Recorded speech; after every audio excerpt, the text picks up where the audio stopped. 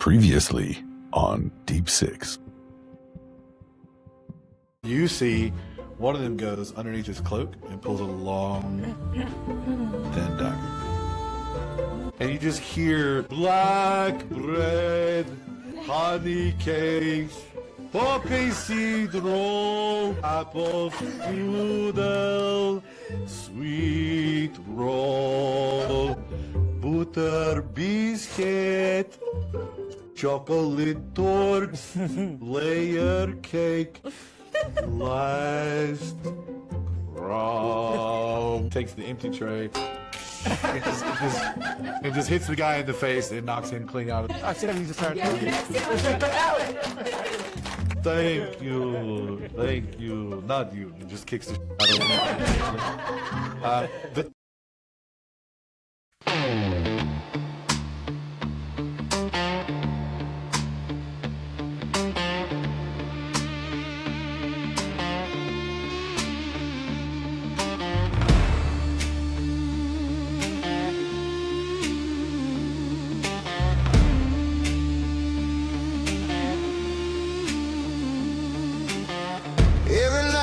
Close my eyes, wonder where I go when I die.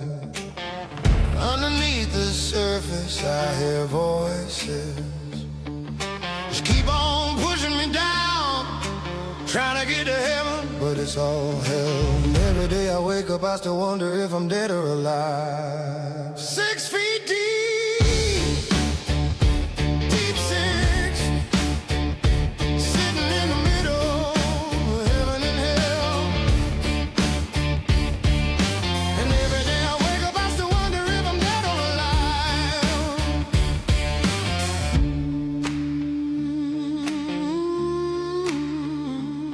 You know I'm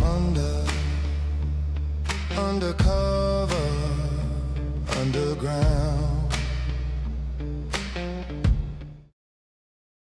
You have just bear witness to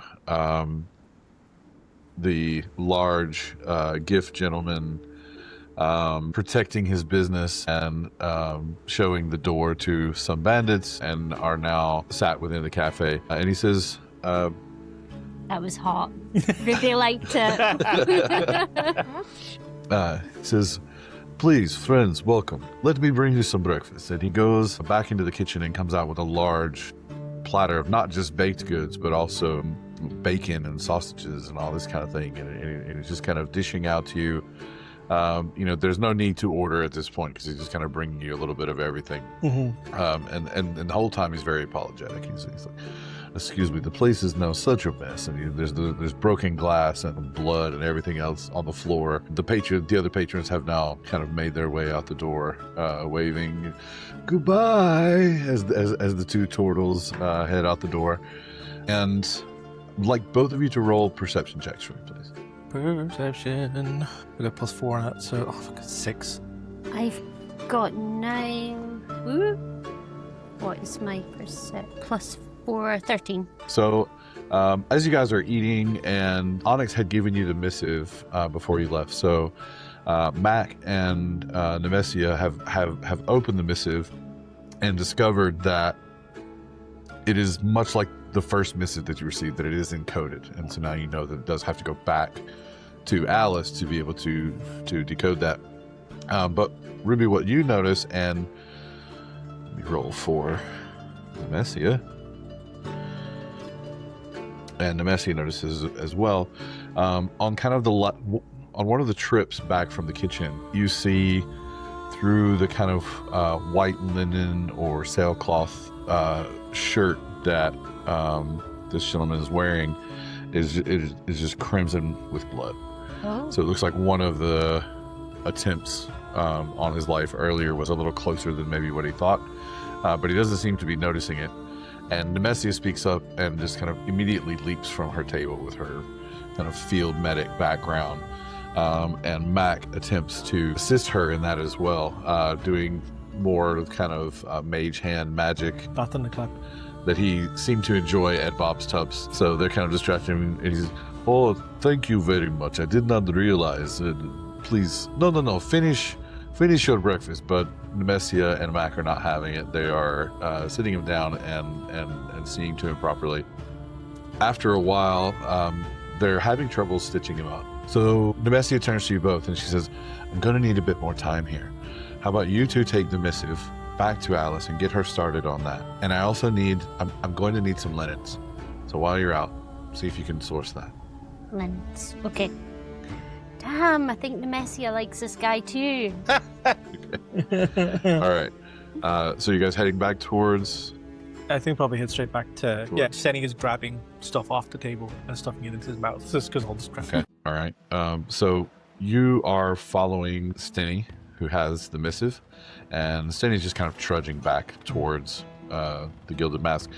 On the way past, you guys are kind of at the edge of the footlights, and you do see kind of the corner of the market, and you're thinking, linens. Where the fuck am I going to get linens? But then you see several stalls which look to be, set for dressmakers or for kind of textile sales, and you see a couple of bolts of fabric which could be linen and sailcloth, something like that.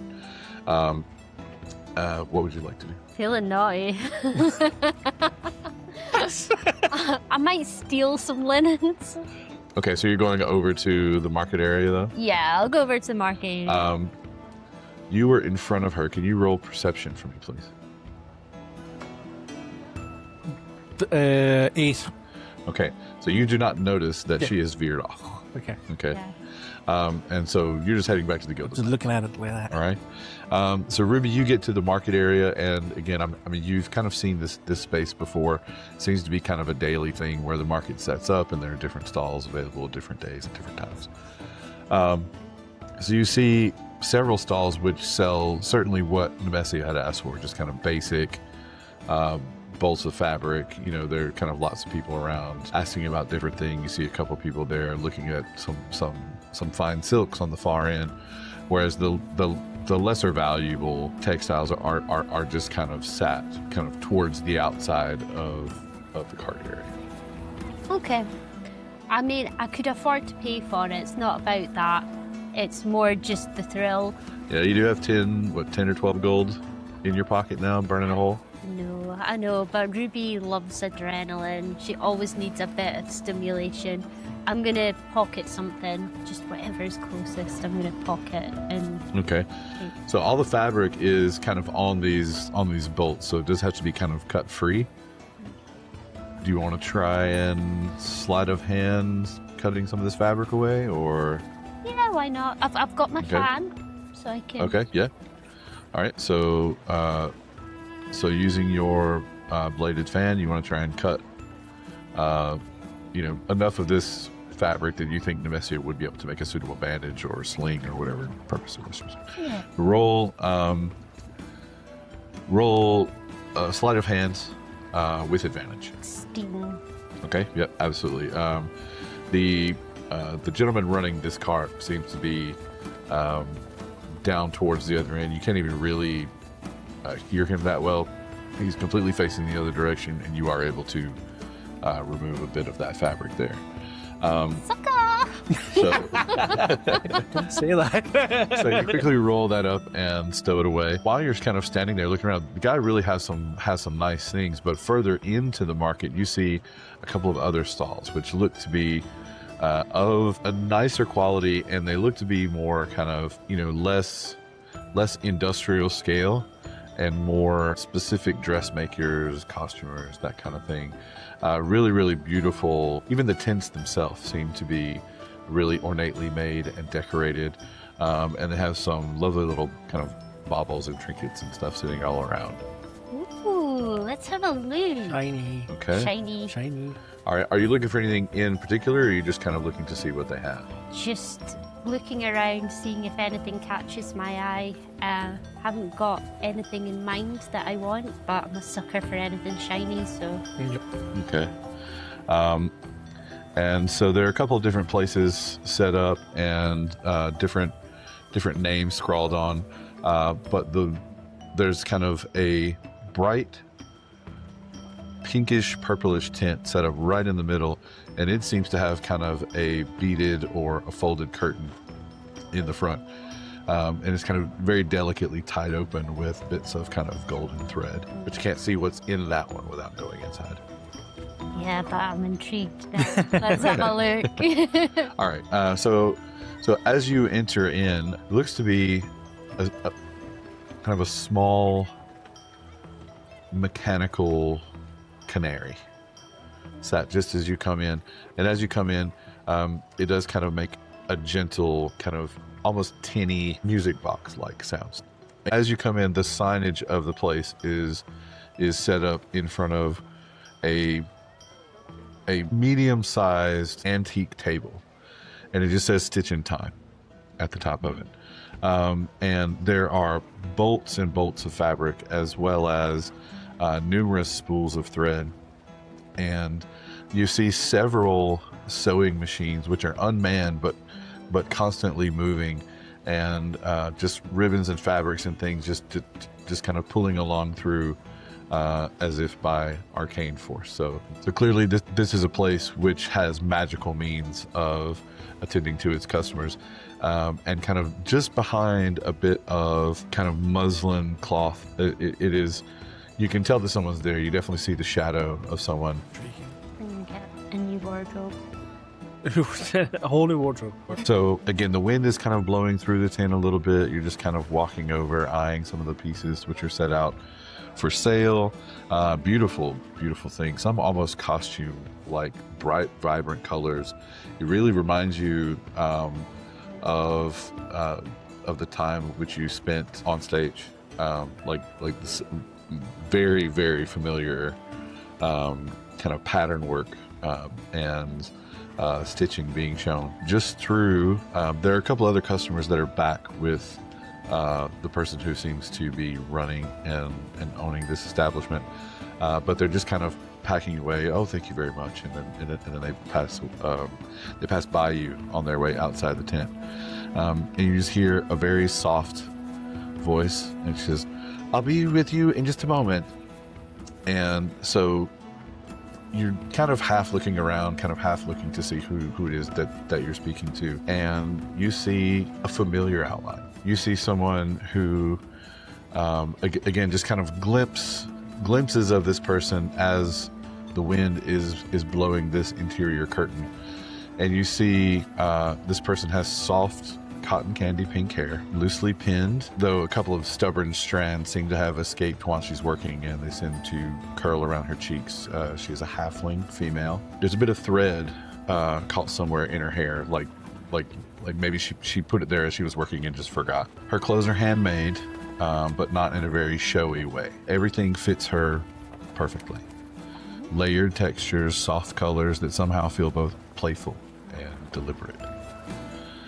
Little stitch details, tiny hearts, looping patterns, hidden where most people wouldn't think to look. Her hands are quick and clever, but gentle as she's working. The hands that fix things instead of breaking them. And you notice her smile. It's immediate, bright, and disarming, mainly to the point, like when you see someone out of context, it's like when you're used to seeing someone like in a certain environment, and then you see them out somewhere else, your mind kind of plays a trick because you're not sure. Like, this is all very, very familiar to you. As she looks up at you and smiles, you recognize this person. This is Mimsy Finch. Oh, I remember Mimsy. Your almost lifelong friend who worked with you. The gossip. Previously. She is a bit of a gossip. She's a bit of a gossip. Yeah. And so when Mimsy looks at you, just kind of lingers a bit too long, kind of both of you stuck in this do I know you kind of phase. It feels like she's recognizing something there, but then pulls back. Like it's almost like maybe she's recognizing something that she shouldn't. And you've seen this look on a couple of people. The girl who was running the spa the other day, some of the patrons at the ball which you visited, or the gala, you've seen this kind of watery glaze in their eyes a little bit, as if they're looking at you, but they're not quite processing exactly what they're seeing. And And not just when they make contact with you, but just like most of the people that you meet in Verdencia seems to have this kind of wistful, kind of 100-yard stare to them, as if maybe just slightly slower on reaction times, as if the brain's processing two things at once. Okay. Right? So she feels like she's recognizing something about you, like you've been the subject of 100 quiet thoughts that she's never said out loud, right? So like maybe she wants to say something, but she's not quite ready to yet. So she looks at you like you're already important to her, but she doesn't know why. Okay. Interesting. Right? Do I know who she is? Absolutely. You have no doubt that this is Nemessia, and this is the only person that you have seen from your life here in Verdencia. And you're just wondering how she got here. Yeah. I guess Ruby's not one for playing along with, something that doesn't feel authentic. I'm just going to say, Mimsy, how are you? What are you doing here? As she's kind of sewing up bits and still looking at you, the needle slips, and she pricks her finger. And she, sorry, I didn't hear you. And she kind of stops again and locks eyes. There's a long pause. Again, something flickers behind her eyes. Recognition, fighting something that's unseen. She kind of looks quickly away and just kind of starts gathering and sorting things around her. Her hands are trembling, like as if she's wrestling with something, but she always returns to look at your face, like she's trying to remember a dream. Okay. In that case, I'm going to say, Mimsy, it's me, Ruby, and see if that wakes something up in her. She kind of smiles and just kind of laughs. Oh, that's a lovely name. Mimsy. Funny coincidence that... Just kind of falters mid-laugh. I don't, I do. And she's kind of gripping the table that she's sitting at, and like you can see her little knuckles kind of going white on the table as she's kind of gripping this table. You shouldn't, you can't be here. And you can see almost tears in her face now. But as she says that you can't be here, she steps closer to you. Like she doesn't understand what's happening, but she's drawn to you. I know your face. I know your voice. I'm just gonna say, you do know me, Mimsy. My name's Ruby. Can you remember me? Try. She swallows hard, and her eyes kind of glassing, and she says, I do remember you, but why does it hurt? And she's really, just right up to you now, really, really close. And then she starts to speak again, quietly, and a bit raw. You used to come to me, and I would make clothes for you. It's kind of a faint smile falls over her face. I thought... She cuts herself off, and you can see again that there's almost a shimmer or a line which passes over her eyes, reinforcing or reestablishing whatever blockade is there. She physically turns away, forcing the distance. And she says, I'm sorry. I don't know you. I can't know you. That's not how this works. And she, frustrated, she presses her fingers to her temple. Everyone here gets one story, one life, clean and simple. And there's a beat. She kind of looks back over her shoulder and says, You're not simple. No, I guess I'm not simple. I'm gonna stop pushing, I think, because I can kind of see that I'm making her distress. She speaks again, though. She says, as she kind of feels you turning away, pulling away, she says, you were never simple. And she turns around and kind of puts her hand back on the table to kind of steady herself.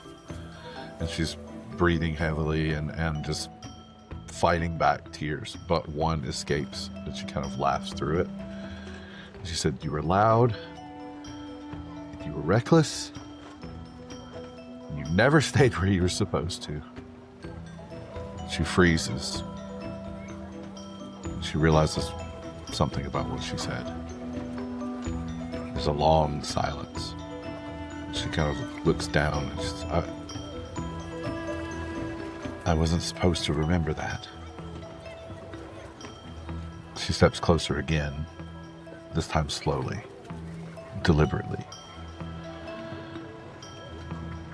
She says, I used to make things for you. She gives a small smile. And she said, but I never gave them to you. I just kept them. And she looks down again and she said, it didn't seem fair. You belong to the whole world. And she's kind of looking around at some of the costumes and things which are hanging on the rack. And then you almost feel this surge, not necessarily emanating from her, but similar to the way when there was a shift in Verdencia, similar to the way when you were down in the tunnels when Nemessia broke through the glass ceiling. And there was a feeling that something had changed in the city, in the world in which you live in. And you watch as this kind of pulse just kind of moves past her face, and you see that line come across her vision again. And she's kind of urgently, she grabs your hands. She says, if you care about me, don't come back here again. And then she kind of shakes her head and she said, or do. I think I'd like that. And she drops her hands again. Her expression clears completely. And she lets go. And she kind of moves back over to her workstation. And she says, oh, apologies. Bit of a dizzy spell. Now then, what were you after? Alterations or something bespoke? I just can't get out of my head that there are clothes there made for me that I never got. I have a whole wardrobe there. Oh, okay, I suppose I have to forget about that for now. Priorities. Yeah, priorities. Okay, so Nimsy has been taking something. She's not fully there. What am I after? I never came in for clothes, but let's say let's see what she's got. Okay. Off the rack. Yeah, I mean, you see, so you're not looking for anything specific, and she kind of ushers you around the small tent area, and you do notice in the back there is another little section kind of roped or corded off, and you can see that's where she lives, right?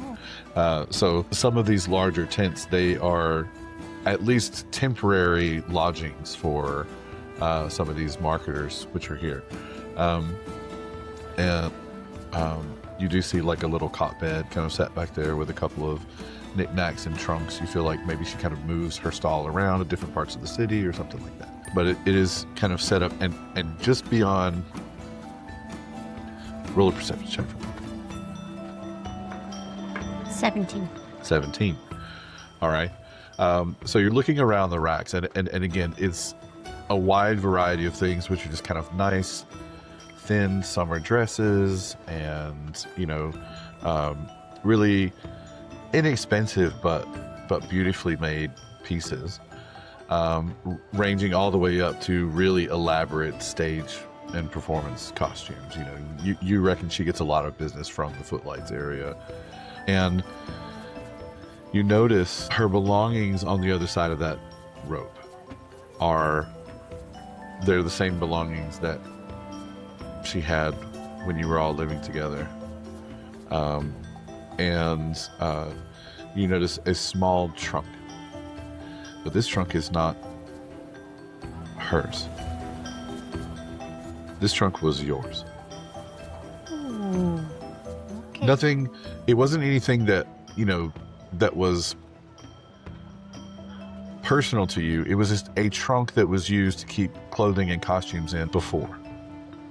Okay. So it's something that you're familiar with. Not necessarily something that you own, but something that you can place.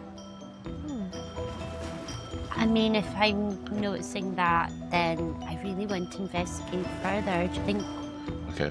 we'd have a problem with that? She's completely left you at this point. She's not even on that side of the tent. She's gone back to what she's doing. Doesn't seem to regard you any more so than she would any other patron. She's a weird one, that Mimsy. Weird one. Okay, I'm gonna take a little look inside that trunk then. Okay. So the difficulty of this is a little higher. Okay. Okay.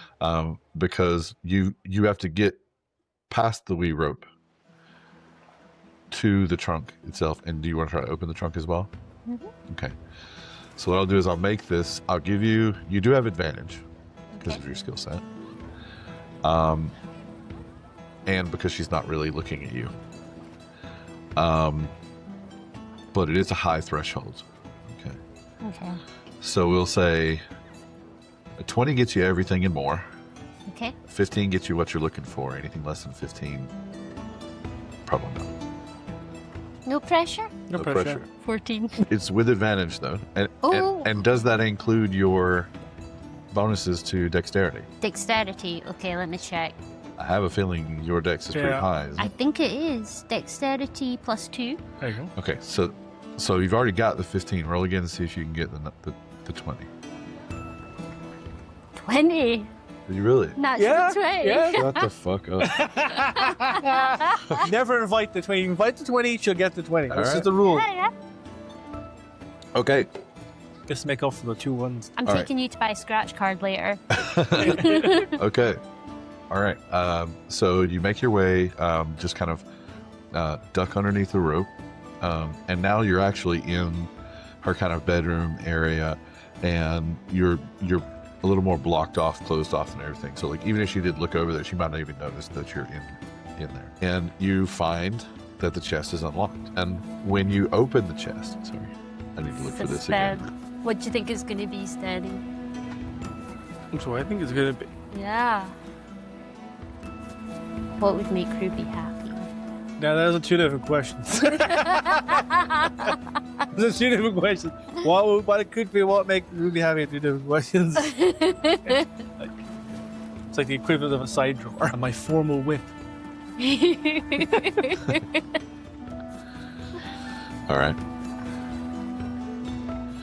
So you find a number of things in this chest. It's a small fabric-wrapped chest. Okay. It's almost kind of like more of a hat box or a shoe box type thing. It's very light. I mean, even the chest itself seems light. It's kind of tucked underneath a bit of a work table, as if, this is not something that she goes into every day. This is just some of her personal belongings, maybe, or something. The state and care of this chest makes it seem as if it's important, that it was put here for a reason. The latch is simple. As you opened it, it kind of faintly smells of lavender and heated or ironed cloth. A familiar smell to you, as all of your garments and things were always immaculately prepared for you to go on stage. And that hint of lavender was kind of Mimsy's calling card, right? So the first thing that you see, there is a half-finished dress, soft, layered fabric in familiar colors. So the colors that you used to favor. So deep wine reds, dusky violets, and with golden thread. One sleeve is complete, and the other is just pinned, hasn't been finished yet. Inside the collar, stitched so small that it's almost invisible, it says, "For when you stay." Better write that down.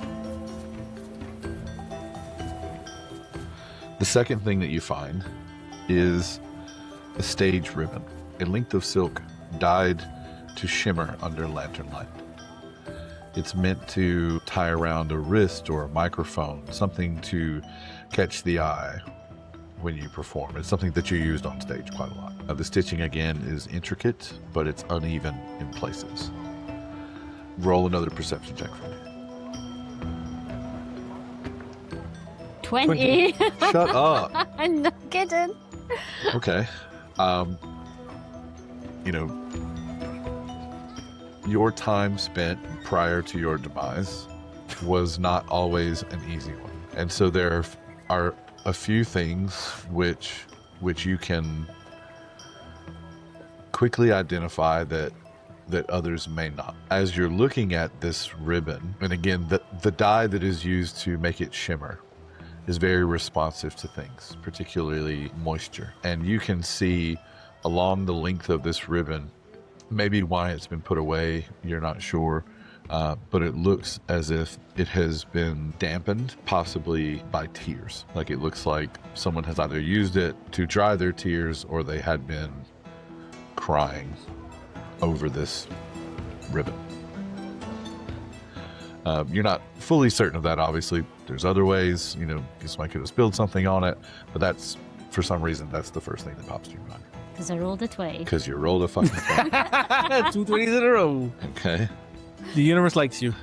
Okay. You find a small repair kit. So there's a very tiny roll of tools, needles balanced for speed and precision, thread in exactly, again, your stage color palette. There's a thimble engraved. It is engraved with an R. It's practical, thoughtful, completely unused. This has never been opened before.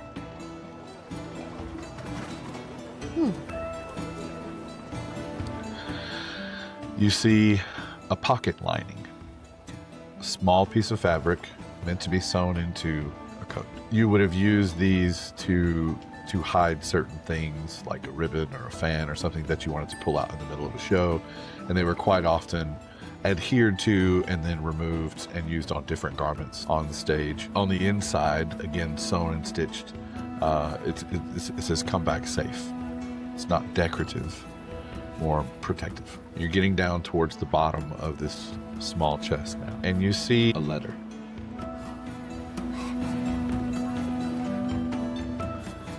It's folded, but the edges are worn, but it's not sealed or in an envelope of any kind. It seems to be a letter. Can I take it out and read it now? Does it say? Do you want to take the letter? Hell yeah. Okay, so you take the letter. Before you decide what you want to do with the letter, there's one last thing. As you remove the letter, the smallest thing in the box catches your eye. A simple button. Pink, slightly iridescent, polished smooth from being handled too often. Okay. No stitching, no note. Just Okay. I definitely want to have a look at that letter first. okay. Do you want to read it here, standing where you are? Because I think you've been in here long enough, and she did know that you were in Yeah. the tent. So, do you want to try and pocket the letter? I mean, Mimsy's a bit off her heat, so I don't know if she's Okay. going to say anything, but maybe, All right. maybe she. Okay, let me make a roll for her then. Doesn't seem to notice you. Well, I mean, she remembered me one minute, didn't the next? She's off in one, so yeah. Okay. Let's go for it. All right. So you open the letter. It's a very small card stock that this is written on, similar to something that you might attach to a gift or flowers or something. It says it's written in Mimsy's handwriting, which you would recognize. It says, "You don't ever stay anywhere long. I know that. But if you ever did, I think I could make something worth staying for. Not better than the world, just softer. I wouldn't ask you to choose. I just wish I knew how to be chosen. Aw. That's it. Oh, no, I've made somebody else fall in love with me. Not again. It's always happening. Okay. I'll sneak out now. I've read the letter, so I'll leave it. So she's not suspicious. I definitely want to pocket that button, though. I think the pocket lining would be really useful. I mean, the thimbles got my name on it, so I'm going to try and pocket that too. I'll pocket whatever I can. It's just, yeah. Okay. We're a klepto today. Just today? I mean, you could probably take Special. the whole chest, to be honest. I mean, like it's only kind of book size. Okay. We'll pretend I'm pregnant, walk it out. Okay. So you grab the chest and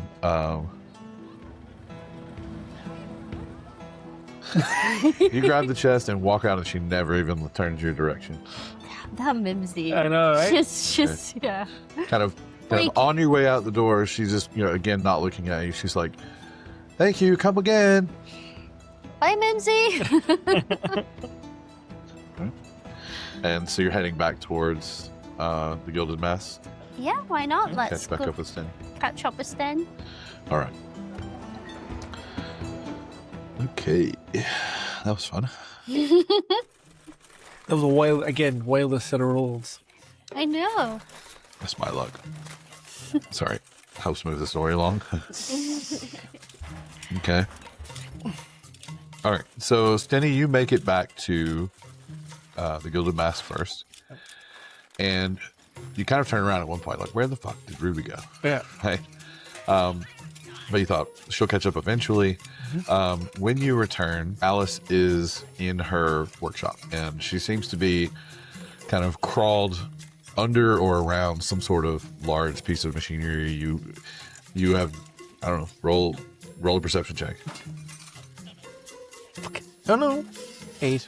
Yeah, you have no idea what this piece of machinery is. It is kind of large and brutish. I mean, like you would imagine that it's some piece of an engine or some kind of something like that. This big and greasy, and all you can see is just like it's like she's on one of those little scuttle boards, right? Like she's like underneath the thing. As you come in, she's still got that weird music playing that you heard earlier that you were kind of vibing to. Yeah.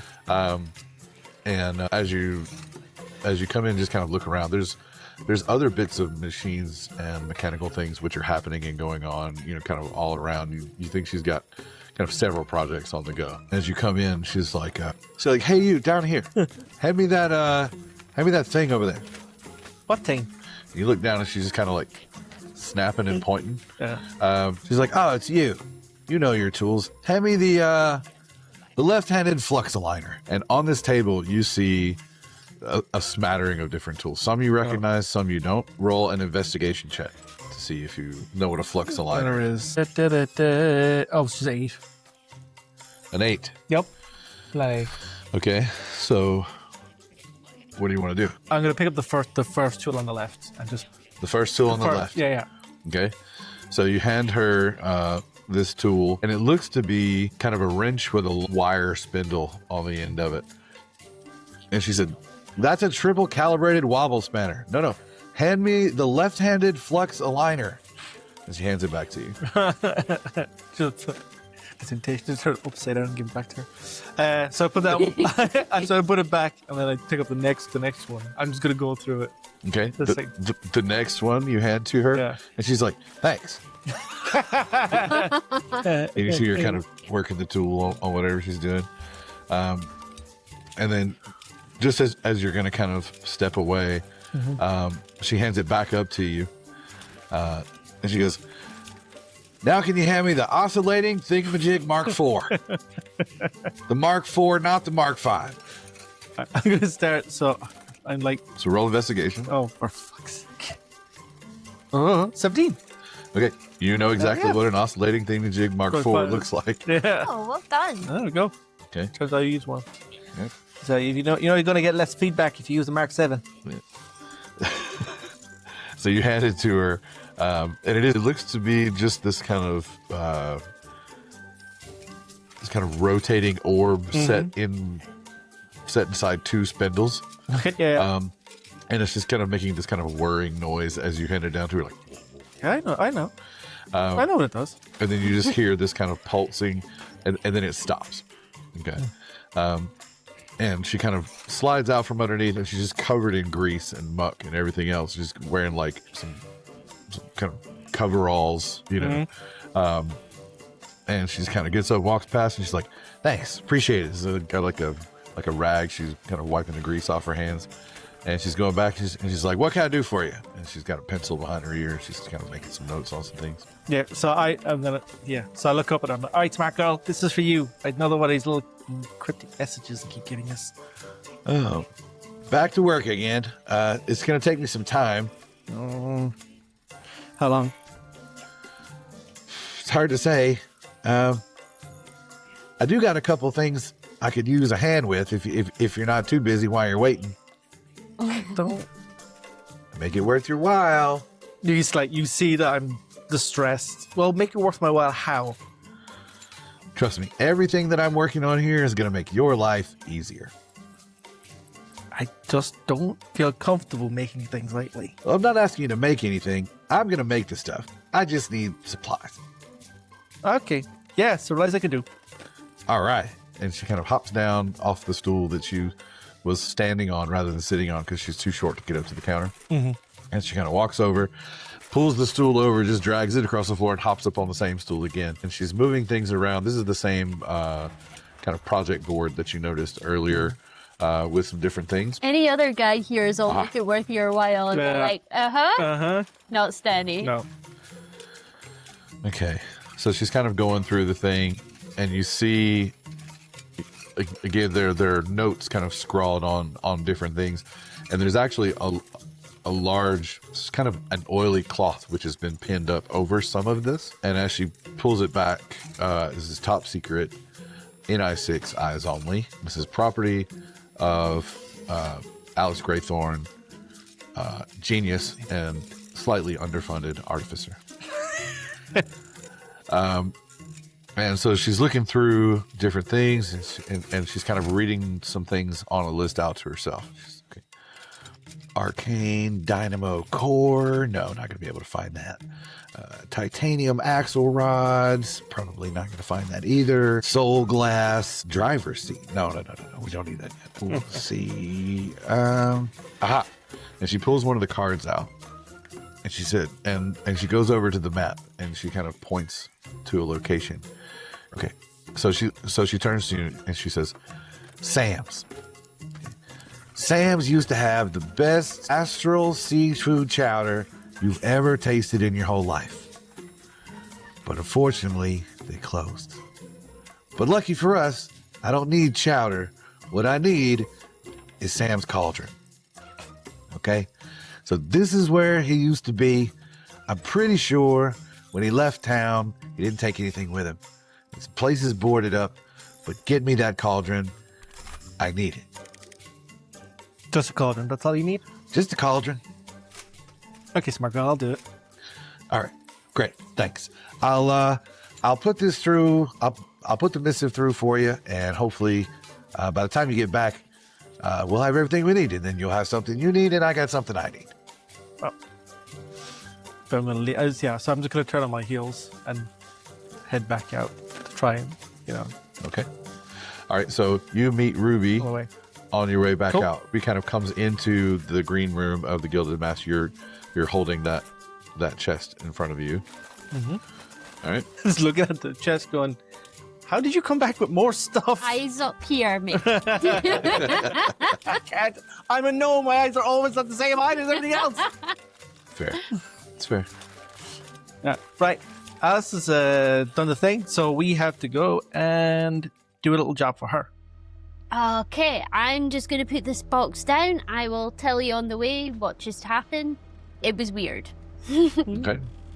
All right. So you put stuff away in your bunk, and Stenny, you have the notes and directives of what you're looking for, and you are now again face to face in the green room. Stenny, I need to tell you what just happened. I just bumped into somebody from my past. She was mad as a box of frogs. She didn't know me, then she knew me, then she didn't know me, in her own little world. But I found a box of my stuff. I've got a new dress. I've got a pocket lining. I've got a button that has been rubbed to death. Definitely mine. I was trying not so desperately on the line. Yeah, so I've got some stuff here.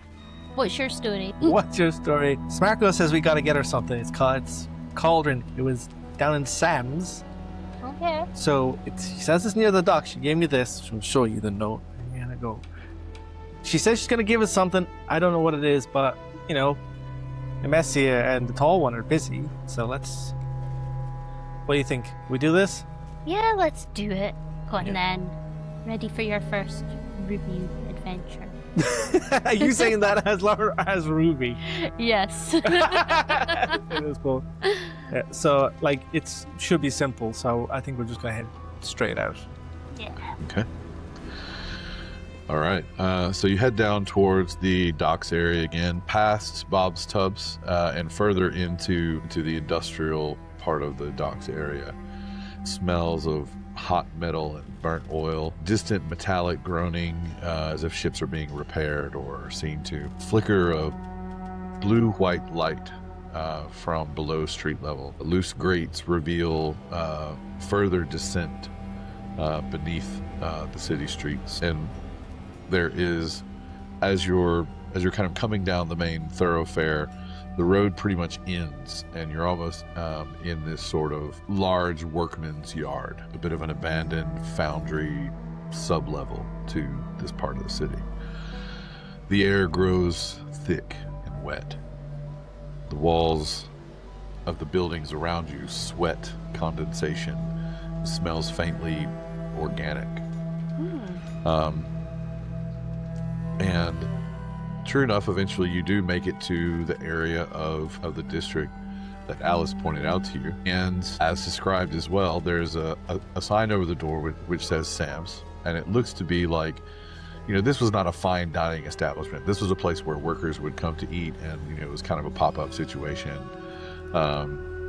You know, this was never meant to be a restaurant. It was just a convenient place to put, you know, to have a location where workers could quickly get a meal before or after shift. All the windows and things are boarded up from street level. There are no alleyways adjacent. This is a building met by building on either side. So the only way that you can see directly in would be through the doors or the two windows which are on this level, which seem to be boarded up. Us indoors. Anybody indoors? Can we check? Just literally walk over to the door and just push on it and see if it opens. Yep. So what you're actually pushing on is literally just like a large plinth of board. Okay. Yeah. So like that would have to be removed in some way if you want to try and go through this door. Ooh, should have brought tools. Well, I can use my axe. Oh, you've got an axe. Oh, but only got Check one now. you I out. had two. I only have one now. So can I? So I threw the other one away. That was awesome. That was a. Can I use my great axe like pry the door, to pry the Yeah. wood off? Yeah, sure. So why don't we make it a strength check here? Motherfucker. My least. The strength is 8. So you're chopping or just kind of wedging in prop? I'm just kind of using like wedging it in, like to try and pull it off. Okay, yeah, let's do strength check. Come on, Stenny, you're That was strong. 14 minus 1, so it's 13. Okay, not raging? Not raging. Okay.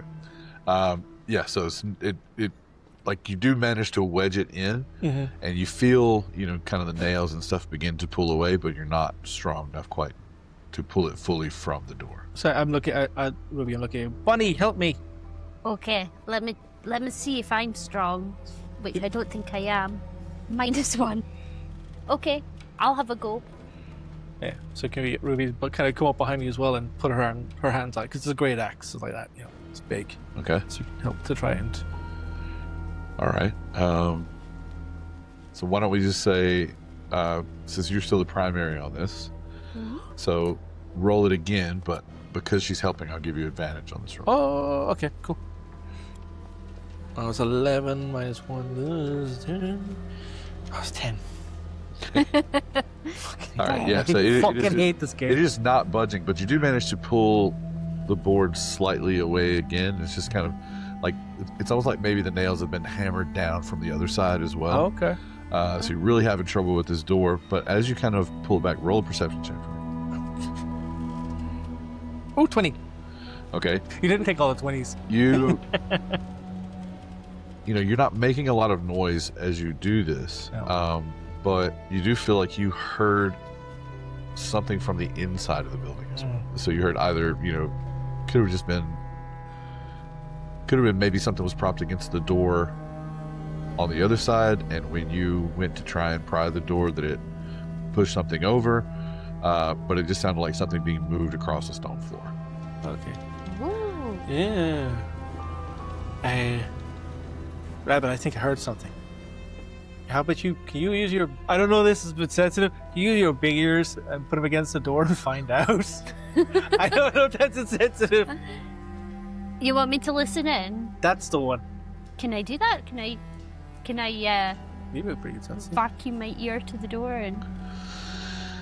Yeah. So, are you listening for anything in particular, or just trying to observe something? I'm just trying to observe something, see if I can get any Okay. information. Make a perception check. Plus 4. Oh, 16. okay. Yeah. So you're like, it is very brief and very faint, but you think you hear voices. Voices. Like maybe people like something like someone they're talking, or I'm not sure. But it's strange to you because, like you said, from your perspective, there's no way in or out of this building. Did I hear anything they were saying? Did they seem No, you just hear just indistinct noises? voices from a distance. Why don't we just do the obvious and knock on the door and see if anybody comes? Let's knock on the door. Okay, you knock on the door. Yeah, gonna knock on it. Go for initiative. As you knock on the door, the voices that you heard stop immediately, Okay. and you don't hear anything. I've got my invisibility cloak with me. Yeah. How many people does that cover? Well, it's long. You're really short. If I get on your shoulders, pull over us, maybe we could get away with it. Shortcuts. Good question. But the thing is, let's get in first. Yeah. Maybe there's an entrance somewhere else because they got in somehow. Yeah, they got in somehow. Yeah, can you look? Yeah, can we do an observation on the building? Yeah. Okay. Because- So now you're specifically looking for some sort of an entrance. Yeah. Okay. So each of you roll an investigation check. Hell yeah. Hell yeah. Oh crap. Let me reroll that. Hell yeah, 1. Investigation 0. Fucking 8. So with a 1, all you notice again is another sewer grate in the middle of the street, but it doesn't appear to be hinged. This one looks to be more of a vent than anything. And when you look inside of it, you don't see anything. It's not like the other where there was kind of an immediate drop into, a passable space. This looks to be more like Who just falls past. Something. this looks to be more like some sort of an air vent situation. But you even with an 8, you do back up and just recognize that this is a much taller building than just the ground floor. So it does go up both sides. So you think that while the windows in this particular building or warehouse are boarded all the way up, you do have an inkling that you might be able to get in from one of the adjacent buildings. Okay, so what are the 2 buildings on either side of us? Also look there. to be industrial, Uh-huh. but they're not boarded up. Okay, cool. Do you want to take one each? Yeah. Or do you want to stay probably. together? Stay together. You want to stay I together? want to stay together, probably, because I don't want to get... Left I mean, Ruby's putting her invisibility on, so you. Oh, that's true. Well, how about you go ahead and check the right one and I go check the left one? Okay. Yeah? Okay, I'm going to do that. Okay. So the building on the right looks to be a storage warehouse of some kind. The door is standing wide open, and you do see a number of people kind of moving crates and boxes in or out towards the shipping lanes. There's a large kind of swinging barn door at one end, and there are carts being loaded. The other building is also open, but appears to be empty. So it looks like maybe this was some sort of a grain store that is waiting to be filled or waiting to receive goods at the time. You notice that in the back of this particular building, there looks to be sort of a grain elevator or lift. Oh, I'm totally going to investigate that elevator. Okay. Hear me out. I know this might sound crazy, but what about if we go to the empty building together? And That's see- probably, yeah, and have an investigate. We're going to go together to have a look at that Yeah. elevator, the grain elevator. All right, so you guys are meeting back up. Yep. When you go to the lift, it's kind of what you expect. Is kind of a horizontal gate system on the lift. Again, this is something built for work and for moving large amounts of supplies. This is not, this is not a nice lift. It's just more of a functional purpose situation. But when you open the horizontal gate and walk into it, there is a mechanical panel there. And on the panel, you see 3 buttons in a vertical positioning, and then another button down at the bottom, or it looks to be a button, but it's keyhole. Don't push any buttons. I want to push the buttons, and I think we should use a keyhole. Do we have a key? I don't have a key. Nemessia's got a key. Messi's got a key. Is it relevant to this key, or is it just a random key? I don't know. How about we just press lots of buttons? Let's just press pick a button. I'll leave it to you, Rabbit. You pick a button. I'm pressing all of them. Okay, you pressing all the buttons? I'm pressing all the buttons. All right. So you press all the buttons, and they all 3 illuminate. And very slowly, you guys go to the first floor, and it stops, and opens, and it's more of the same. Okay. The windows are open in this building, so it's well lit. The first floor is just as empty as the ground floor. And after a moment, the door closes, and you ascend again to the second floor. 45 floors later. And you look around an empty room. Okay. After a moment, the door closes again, and very slowly. Are you guys saying anything to each other? No, completely. Just No, dead like, silence. Yeah. Just deadpan. Just looking. Listening to the sound of the machinery. Yeah. You finally make it to the top floor. Okay. And as the door opens, you see nothing. Just as the first and second floor were empty, as is the third. There's what you would assume to be a nice view from the windows. You can see far out into the harbor, and you can actually see the line from here where the astral sea kind of drops off into the beyond. It would be quite a nice, nice place to work, or an office space or something like that. But at the minute, completely and utterly empty, and you're now standing in a lift. Can we investigate the keyhole? Sure. Yeah. Just to see if we don't recognize anything about it. Okay. Stick something in the hole. Okay. Roll investigation. Fucking hell. Stick something in the hole. Oh, 19. Okay. So again, Stick it in the hole. This lift is quite old, and you're not sure if it is from the rust or the age of the machinery itself, or if it's just been coated in grime from years of use. But as you're kind of looking over that keyhole and you brush to one side, you do see, or you feel rather, some indentation. Mm. Ooh.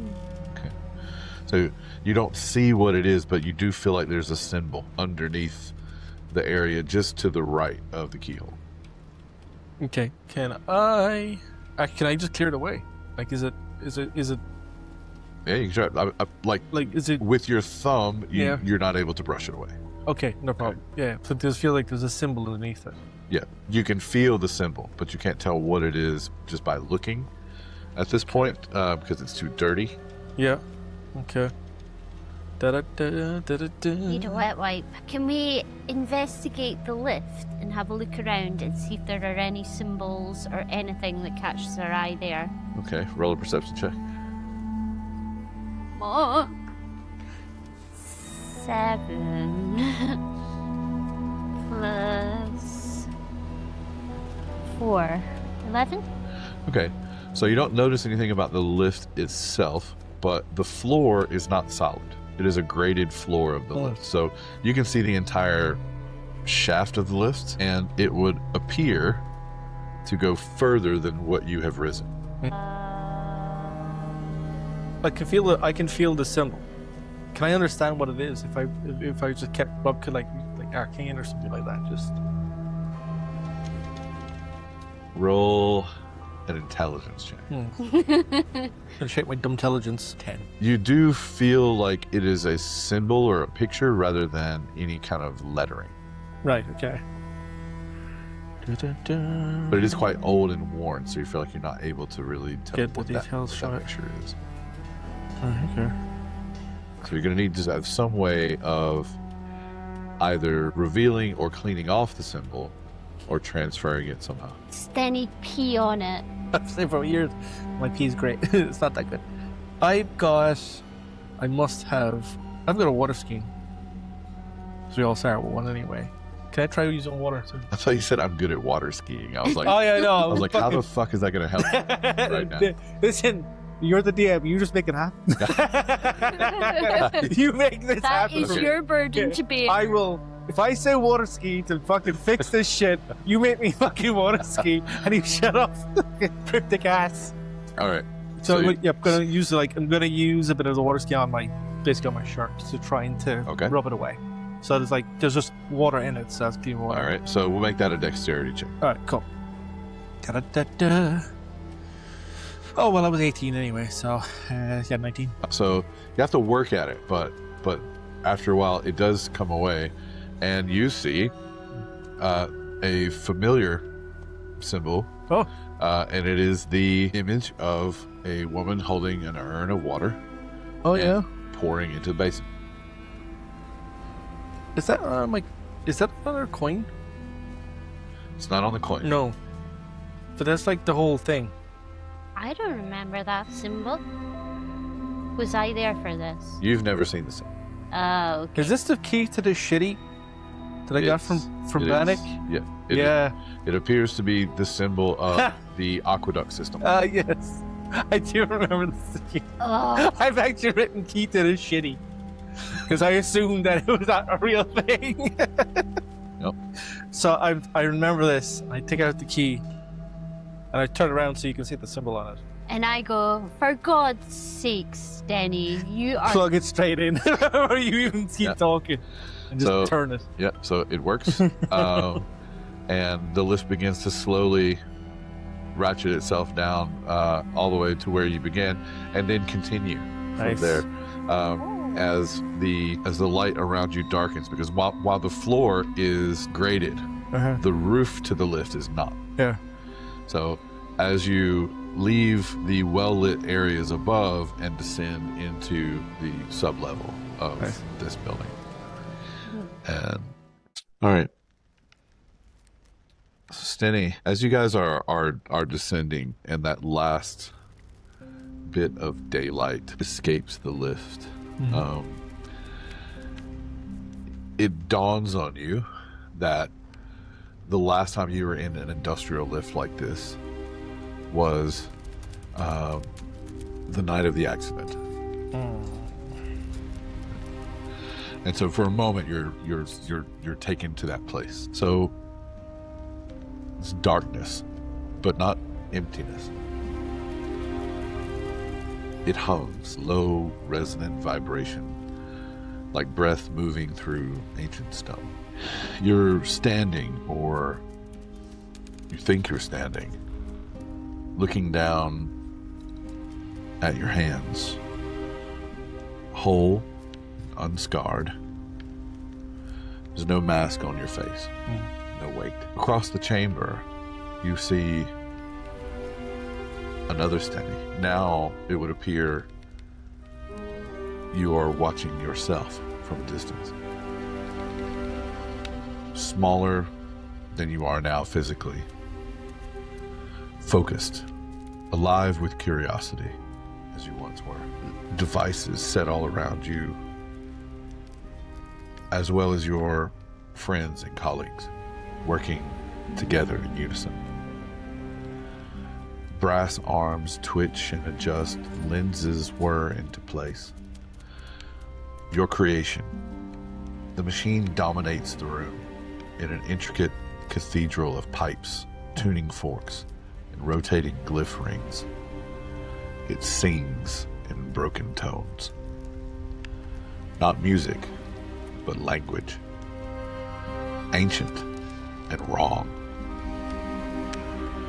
Fragments of sound ripple outward, striking the carved glyphs along the walls. The symbols shift. Your search for the first cave, ever on your mind. Subtle at first, but then undeniably, the symbols begin to rearrange, to react. One of your assistants laughs nervously. "It's working, Stenny. It's actually..." The tone spikes. Too sharp, too pure. The Stenny that you're watching turns a dial, and the world splits. Sound becomes force. A concussive wave tears through the chamber. Brass screams and stone cracks. Flesh gone in an instant. Silence follows. Heavy, wet. As you watch this, you feel that you cannot move, but you cannot also look away. You feel yourself trying to close your eyes, but you can't. Forced to see this. The room is in ruin. And while you're forced to see this, it's strange because you never saw this. Bodies lie broken among twisted metal. The machine still ticks, still hums like it doesn't understand what it's done. Broken. At the center, you see yourself. Crushed beneath debris, barely breathing. Blood pools outward from your body, thick and dark. It reaches the grooves carved into the floor. Fine channels, almost decorative, or so you thought. But they aren't. They drink. The blood flows into them, faster now, drawn, not spilled. And then the brass, molten, liquid, impossible, leaks from the shattered machine, glowing faintly, flowing like mercury through the same channels, until blood and brass meet and do not mix. Instead, they spiral, twisting together, chasing each other through the grooves in widening arcs, faster, tighter, purposeful. The chamber hum deepens. The grooves light faintly as the mixture passes through them. A pattern, a design, a face. The liquid surges upward, defying gravity, and then collapses over your head. You can feel this, even though you're watching it happen from across the room. You feel this on your own body, not on your skin, but on the inside. Pressure, the heat, recognition. Suddenly you watch as the unconscious Stenny's body jolts fingers twitching, chest heaving, and he inhales as the mask seals to his face. Smooth, seamless, smiling. Too perfect, too still. And as the room begins to darken around your vision, a whisper. Not in the air, not in the room, but inside. Closer than thought. At last. Something ancient, stretching for the first time in a long age. You heard us. As the observer to this room, you feel the words before they're spoken. You know these words. You fear them. Now we may speak. The dream fractures and falls away from your mind. The chamber collapses inward. And the sound folds into silence. As the lift drops into this sub-basement of this building and some light is restored from these arcane torches set about the room, your vision begins to return and you kind of snap out of it. The mask firmly on your face, warm and listening. And just for a moment, you feel that it's smiling wider than it was before. Creepy. And you just hear a little bell, ding, and the lift opens at the end, and you're just standing next to Ruby. You can't see me though, because I have. You bring your thing on? Yeah. Yeah, but you know Ruby's there. Okay. So you are now in the basement of this room, and there is an initial corridor that you're facing, and then two look to be heavy stone doors, more like they had been carved and created from the space rather than put here. How you feeling? You want to go in? Yeah. I just my head down, and I'm gonna push against the two doors with my two hands. Okay. You're gonna push against the doors. Mhm. Okay. Make a strength check. Oh, it's okay. This freaking -1. 18. You lean your body on these two doors, and it does not budge. Damn.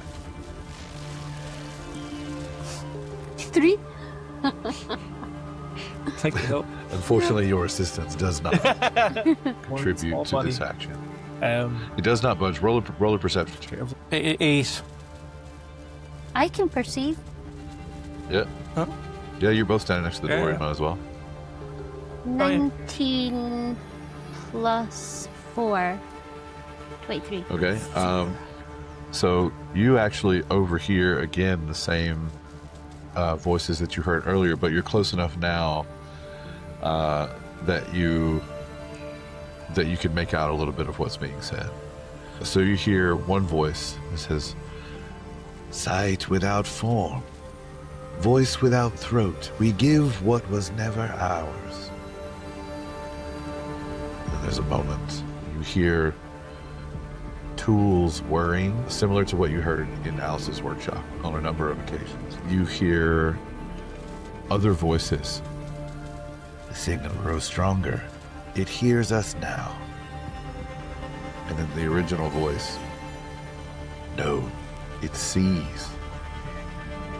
And then more of these kind of whirring and almost scratching noises, and a faint sound of glass. Not breaking, but being rested or placed. We just came for a cauldron. What is all this? Frankenstein crazy shit. Okay, so we can't get through that door. It's too heavy. We've still not got through to get the cauldron. We just do a little perception check around the room. Have a look and see if there's a cauldron there. So make a perception check. Yeah. 9 plus 4, 13. Okay. Did the same? Oh, 13. Snaps. All right, so both of you look around. It's a very small room. You see the lift in which you entered in from, and you see these two doors, massive, and there are two large iron rings fitted into the door, one at each door. We'll pull one ring each Yep. at the same time. Both the twist. A wee twist. For each of you, they're about the size of your chest, Okay. Oh dear width-wise. God. I mean, like these are massive doors. Yeah. Okay, but you do recognize with your perception check that this is actually a pool and not a pool. Got fucking Norman door. Oh, don't. Door. I swear to God. Shall we try pulling the door together, Stenny? Yeah, let's try pulling the door together. Our dumb intelligence. Yeah, it's intelligence works Okay, are you trying to do this at the same time. in any particular way? I think we're just like, I mean, if it's the size of our chest, maybe we could kind of like pull it up, get inside it, and push it with our whole body. Oh yeah, that's not a bad idea. Yeah, let's do that. Yeah, Okay. All right. So you're both standing, like inside or back to the door inside the ring. trying to open the same door. Yeah. All right. So roll a strength check with advantage. Ooh, that's 12.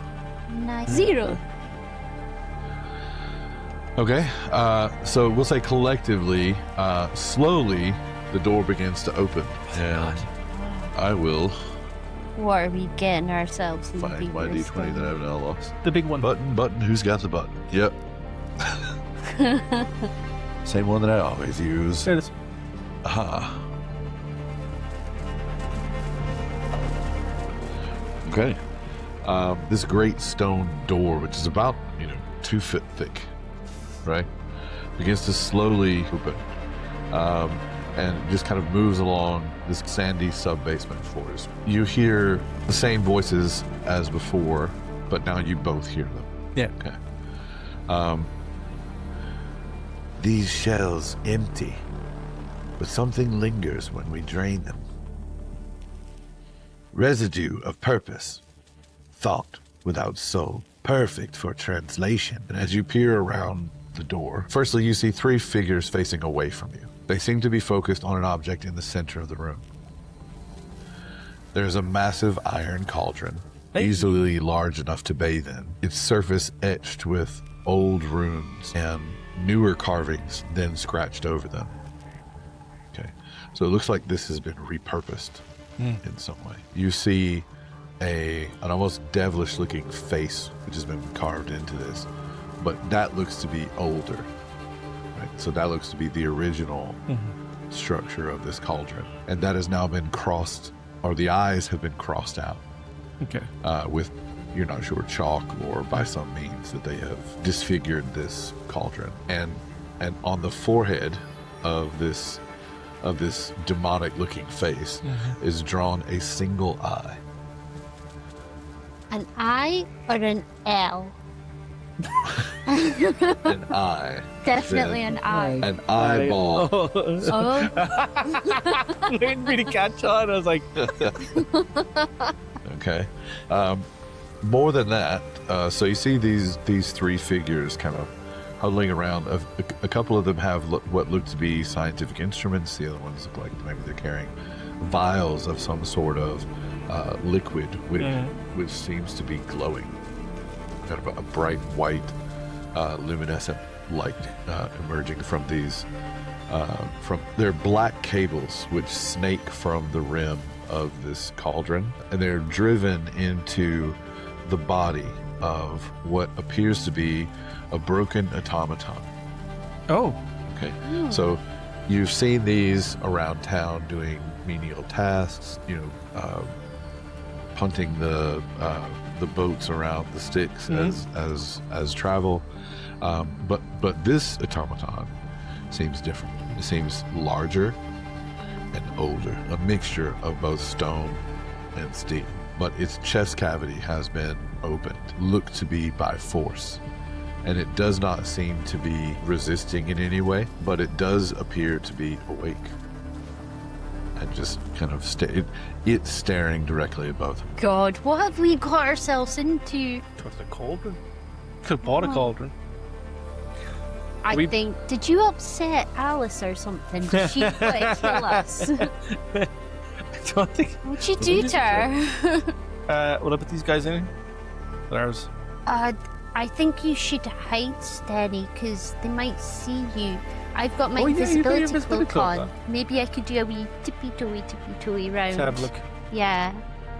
Okay, yeah. So you want to move in? Yeah, have they? So have they noticed us yet? The cultists do not appear to have noticed you. They're standing again, facing This way. facing the other way. They're wearing oil-stained robes. They are moving in slow, deliberate rhythms, as if they are possibly performing some sort of incantation. Their arms are bare, but they are tattooed with variant versions of that single unblinking eye.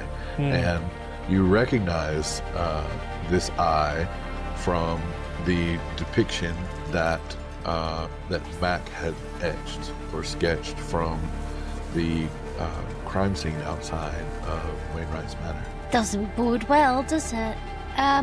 Okay, so I've tiptoed round so that I can have a look and see their faces. Do I recognize any of these people? You do not. No. No. Can I look around the room then to see what I notice? Okay, are you looking for anything in particular, or just...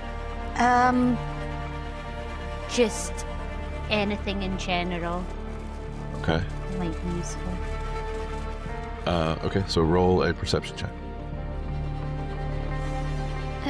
3 plus 4 is 7. Hell yeah! Something like that, Seven. yeah. No. Yeah. No, you don't notice anything else. Okay, Ruby sees shit. I mean, I don't know how we're gonna get this cauldron with a big metal and stone dude in it. Yeah. Maybe have a look at him. Yeah. See what he is. I'm wondering if Alice just sent us to gather information more than anything, because I don't see why she would send us the two little ones. I'm still behind the door at this. Like you've slipped in. I'm still Yeah. just behind the door. Can I now investigate the cauldron? Yeah, I mean, you don't see anything further than what you had seen before, but it's a fairly massive cauldron. It's probably, I mean, it's big enough for a humanoid to Yeah. be stood up in. For the two of you, could easily be a hot tub. You know, It's not an invitation. it's pretty large. That's just like this is a comparison he's making. There is no You water wish, in Stenny, it. you wish. There's no water in it just now. There's this fucking big stone and metal golem apparently. Do have Daddy in my pocket, but I don't think Daddy's going to be much help to us. Can I get a good look at these guys just so that I can get a description and remember who they are for later? Yeah, as you're kind of looking at each of their faces and their image, you're trying to kind of etch it into your mind for recall. Roll another perception check. 22. Okay.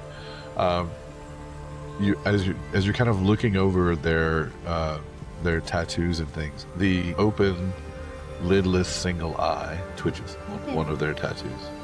Ooh. That's creepy. I don't know what to do. Do you think we should try and do something? Or do you Yeah. think we should turn and go back? No, I came from the cauldron. I think it Oh, was. do you want the gold? I want the cauldron. Also, I was just pure curiosity. You hear the cult leader. Do you hear it too? The space between thoughts. You're not sure who that was directed at. They just seem to continue. Okay. So, at this point, if you can't work it out, I can't work it out. I'm actually going to make my presence known. Oh, bold, Stenny. And I'm going to take a walk in, and I'm going to be very polite for me. Let's go, lads. All right. So I'm walking. So now I'm here. So as you're walking in, the hum of their machines matches the tone of your old machine. And this is all seeming very, very, very familiar.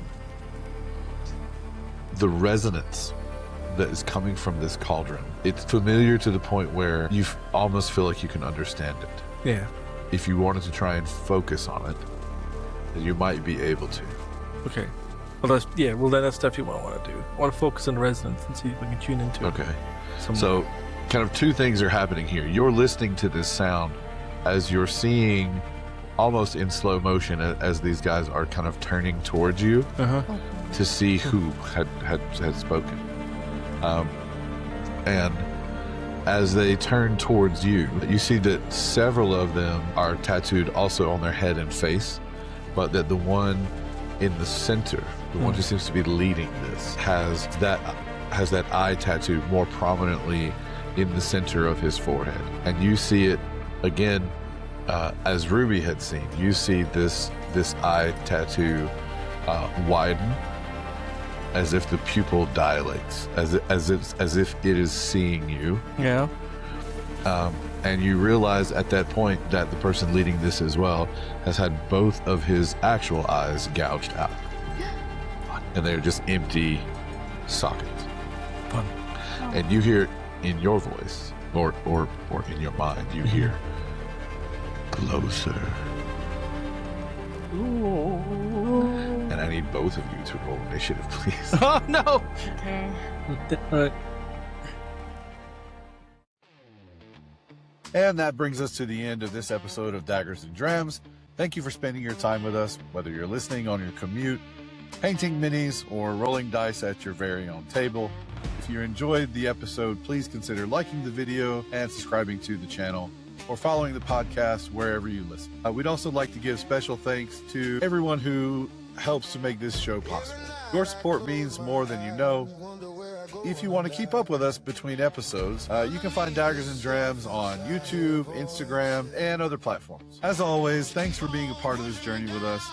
Until next time, pour yourself a dram, roll your dice, keep on telling great stories. I still wonder if I'm dead or alive. 6 feet deep,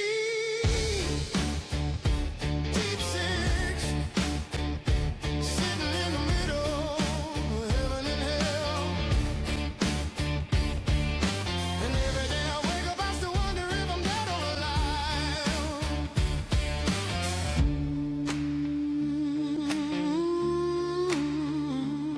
You know I'm undercover, underground.